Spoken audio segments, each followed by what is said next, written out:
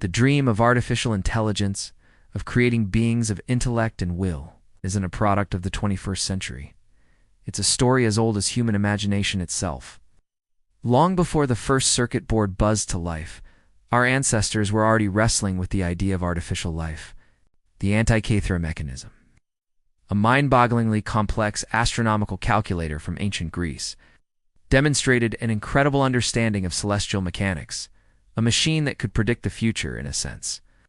The ancient Greeks whispered tales of Hephaestus, the god of invention, who forged mechanical servants of gold to assist him in his workshop.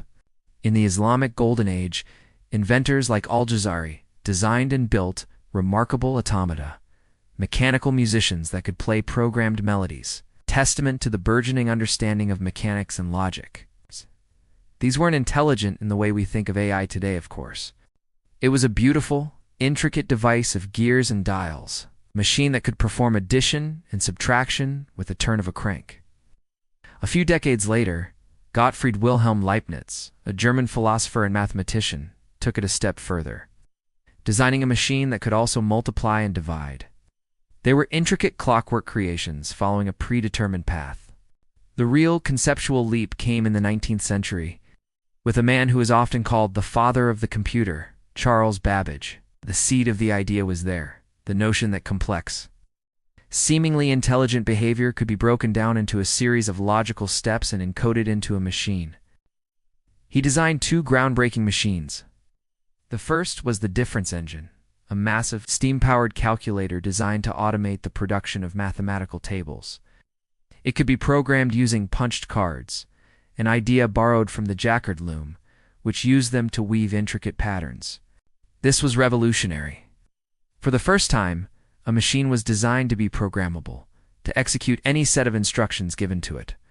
But it was his second creation, the analytical engine, that truly foreshadowed the birth of AI. They dreamed of Talos, a giant automaton of bronze who patrolled the shores of Crete, a tireless, unthinking guardian. These weren't just fanciful stories. They were the earliest expressions of a profound human desire to replicate our own intelligence, to build a reflection of ourselves in metal and gears. Lovelace wasn't just a gifted mathematician. She was a true visionary. She saw the potential of the analytical engine beyond mere number crunching. She recognized that it could be used to manipulate any kind of symbol, not just numbers.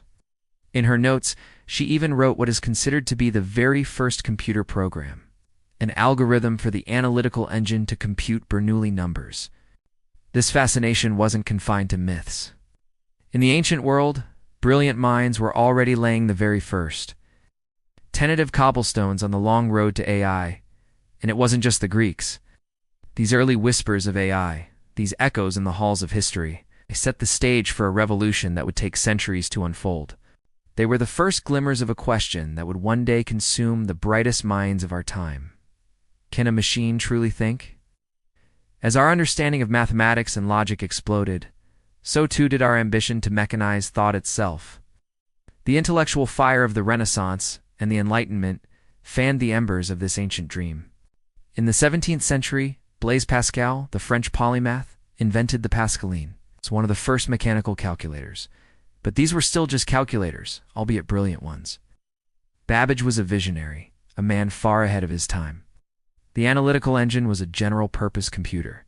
It had a mill, what we would now call a CPU, and a store, our modern memory. Working alongside Babbage was the equally remarkable Ada Lovelace, the daughter of the poet Lord Byron.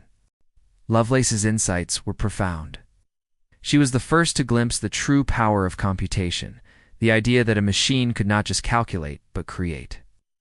The work of Babbage and Lovelace, though never fully realized in their lifetimes due to technological limitations, laid the theoretical groundwork for everything that was to come. They had conceived of the hardware and the software, the body and the soul of the thinking machine. The urgent need to break enemy codes accelerated the development of the first electronic computers. Like Colossus at Bletchley Park, a secret project Turing himself was a part of. That all changed in the summer of 1956 at a small, unassuming workshop at Dartmouth College in New Hampshire. Their proposal for the workshop was audaciously optimistic. They believed that every aspect of learning or any other feature of intelligence can in principle be so precisely described that a machine can be made to simulate it. The logic theorist. Created by Alan Newell and Herbert Simon, is one of the first programs deliberately engineered to mimic the problem-solving skills of a human. It was able to prove several dozen theorems from Whitehead and Russell's Principia Mathematica, a foundational work of mathematical logic. These machines, gargantuan by today's standards, with their worry tapes and flashing lights, were the first electronic brains. This was an early demonstration of machine learning, a concept that would become central to AI decades later. Researchers believed that a machine with human-level intelligence was just around the corner, perhaps only a decade or two away. The future seemed limitless. They had underestimated the sheer complexity of human cognition. Common-sense reasoning, for example, something a child does effortlessly, turned out to be incredibly difficult to program into a machine. The early 20th century saw the theoretical foundations of computation solidified. The challenges of creating true intelligence proved to be far more difficult than anyone had anticipated. The early AI programs, while impressive for their time, were often limited to toy problems in carefully controlled environments. The ambitious AI programs of the time were simply too demanding for the technology that was available. Scaling them up to deal with the messy complexity of the real world was a monumental task. Alan Turing, a brilliant British mathematician and logician, formalized the concept of an algorithm and computation with his famous Turing machine. He proposed the Turing test, a test of a machine's ability to exhibit intelligent behavior equivalent to, or indistinguishable from, that of a human. Then came the Second World War, but the field we now know as artificial intelligence had yet to be born. It needed a name, a mission, a community of believers. The Dartmouth Workshop was the big bang of AI research. It ignited a firestorm of creativity and optimism. It's organized by a young mathematician named John McCarthy, who would later coin the term artificial intelligence. This workshop brought together a small group of visionary scientists, including Marvin Minsky, Nathaniel Rochester, and Claude Shannon. This was a radical idea. They weren't just talking about building better calculators. They were talking about creating genuine intelligence. In the years that followed, the field exploded with new ideas and programs. Arthur Samuel, another pioneer, developed a checkers-playing program that could learn from its own mistakes and improve its performance over time. The early days of AI were a time of unbridled optimism. But the initial heady rush of optimism couldn't last forever. By the mid-1970s, the field of AI was heading for its first major crisis, the AI winter. Several factors contributed to this deep freeze. The promises of the early researchers had been, to put it mildly, a bit overblown. The available computer hardware was also a major bottleneck. The computers of the era, while a huge leap forward, were still incredibly slow and had very limited memory. Then came the funding cuts. In the United States, the Defense Advanced Research Projects Agency, or DARPA, which had been a major funder of AI research, grew disillusioned with the lack of progress. It wanted practical, battlefield-ready systems, not abstract theories. In the UK, the Lighthill Report, a highly critical assessment of the state of AI research, led to a similar withdrawal of government support. Instead of trying to create a general, all-purpose intelligence, why not create a system that could mimic the decision-making ability of a human expert in a specific narrow domain? The first AI winter was a harsh but necessary reality check. For example, a medical expert system might have a rule like, if the patient has a fever and a sore throat and a runny nose, then they likely have the common cold. It forced researchers to confront the limitations of their early approaches and to adopt a more realistic and disciplined approach to their work. The process of extracting knowledge from human experts was slow, tedious, and expensive. The limitations of the rule-based approach were becoming clear. For AI to take the next big leap forward, it needed a new way to learn. A new and powerful idea was gaining momentum, an idea that would fundamentally change the course of AI history: machine learning. You give the machine a massive data set of examples, and it learns to recognize patterns and make predictions on its own. These systems were also very brittle. They were great at their specific task, but they had no common sense. If you asked a geology expert system about a medical problem, it would be completely lost. But it was in the 1990s and 2000s that machine learning really began to take off, driven by two key factors: the explosion of data from the internet and the dramatic increase in computing power. MyCIN was designed to diagnose blood infections. It could hold a conversation with a doctor in plain English. Ask for information about a patient's symptoms. Companies rushed to develop their own expert systems for a wide range of tasks, from configuring computer systems to prospecting for minerals and lab results, and then recommend a course of treatment. In some trials, MyCIN's performance was even better than that of junior doctors. The dream of a general, human-like AI was put on the back burner. Instead, the focus shifted to more specialized, practical applications. As the first AI winter began to thaw in the early 1980s, a new approach to AI emerged that would bring the field its first real taste of commercial success: expert systems. The idea behind expert systems was simple but powerful. These systems were built by painstakingly extracting the knowledge of human experts, doctors, geologists, chemists, and encoding it into a set of rules. One of the first and most famous expert systems was MyCIN, developed at Stanford University. Expert systems were a huge breakthrough. They showed that AI could have real-world, practical applications and could deliver tangible business value. For a time, it seemed like expert systems were the future of AI, but they had their limitations. By the late 1980s, the hype around expert systems began to fade. The field entered a second, albeit milder, AI winter. The second AI winter didn't last as long as the first. Instead of trying to handcraft the rules for an AI system, what if the system could learn the rules for itself from data? This was the core idea behind machine learning. The roots of machine learning go all the way back to the 1950s with Arthur Samuel S. Checker's program. Suddenly, we had vast oceans of data to train our algorithms on: text from websites, images from social media, purchase histories from e-commerce sites, and with more powerful computers, we could run more complex algorithms on this data than ever before. Machine learning found its way into all sorts of applications. Spam filters learned to distinguish between legitimate emails and junk mail. Recommendation engines on sites like Amazon and Netflix learned our preferences and suggested new products and movies we might like. Deep Blue didn't think in the same way a human does.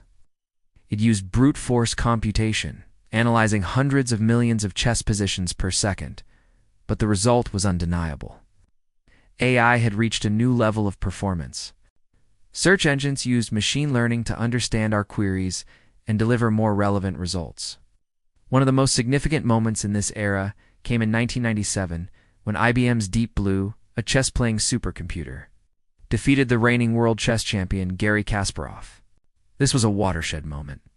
For the first time, a machine had beaten the best human player in a game of profound intellectual depth. Combined with the availability of massive datasets and the power of modern GPUs, or graphics processing units, which are perfectly suited for the kind of parallel computations needed for deep learning, the results were astonishing.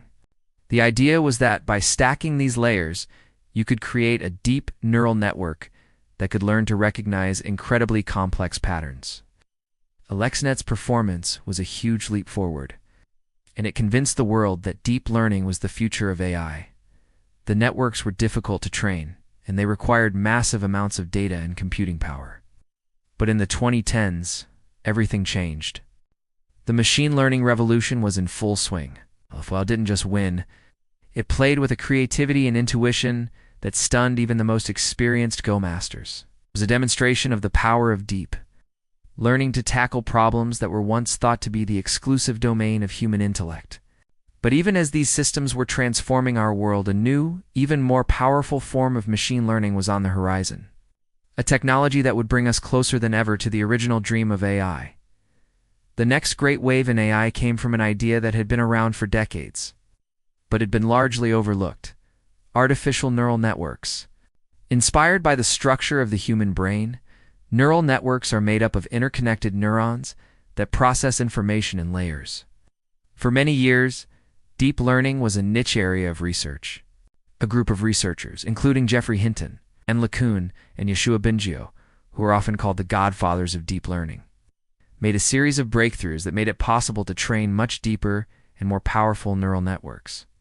The key was a technique called backpropagation, which allowed the network to learn from its mistakes and adjust the connections between its neurons. In 2012, a deep learning model called AlexNet, created by Alex Krzyzewski, Ilya Sutskever, and Jeffrey Hinton, blew away the competition in the ImagineNet large-scale visual recognition challenge, a competition to see which algorithm could best recognize objects in a massive data set of images. Suddenly, deep learning was everywhere. It powered the speech recognition in our smartphones, the facial recognition in our photos, and the language translation services we use every day. In 2016, another milestone was reached when Google DeepMind's AlphaGo, a deep learning system, defeated Lee Sedol, one of the world's best Go players. Go is a game of immense complexity, with more possible moves than there are atoms in the universe. The deep learning tsunami has washed over every corner of the tech world, and it shows no signs of slowing down. And that brings us to today. To the age of generative AI, we've moved from AI that can recognize patterns to AI that can create something new. Image generation models like DALL-E 2 and Midjourney can create stunningly realistic and imaginative images from a simple text description. Models like GPT-3 and its successors can write essays, poems, and computer code that are often indistinguishable from what a human would write. This is a paradigm shift. For the first time, we have AI that can be a creative partner, a tool that can augment our own imagination and ingenuity. The implications are staggering, and we're only just beginning to explore the possibilities. What are the ethical implications of creating AI that is so human-like? How do we ensure that AI is used for good and not for harm? How do we deal with the potential for job displacement as AI automates more and more tasks? And if you enjoyed this journey through the history of artificial intelligence, be sure to subscribe to Histofy for more deep dives into the stories that have shaped our world. Thanks for watching. From the myths of ancient Greece to the neural networks of today, it's a journey that has been filled with brilliant minds, audacious dreams, and more than a few humbling setbacks. But as AI becomes more powerful and more integrated into our lives, it also raises profound questions. And the ultimate question, the one that has been with us since the days of Hephaestus and Talos, remains. Are we on the verge of creating a true artificial general intelligence, an AGI, a machine with the full range of human cognitive abilities? But one thing is certain, the quest for artificial intelligence is one of the most exciting and important scientific endeavors of our time. It's a journey that will not only redefine what it means to be intelligent, but also what it means to be human. The answer is, we don't know. Some experts believe we're still decades, if not centuries, away. Others think it could happen in our lifetimes. The story of AI is a testament to human curiosity, ingenuity, and our unyielding desire to understand ourselves. What do you think the future of AI holds? Let me know in the comments below.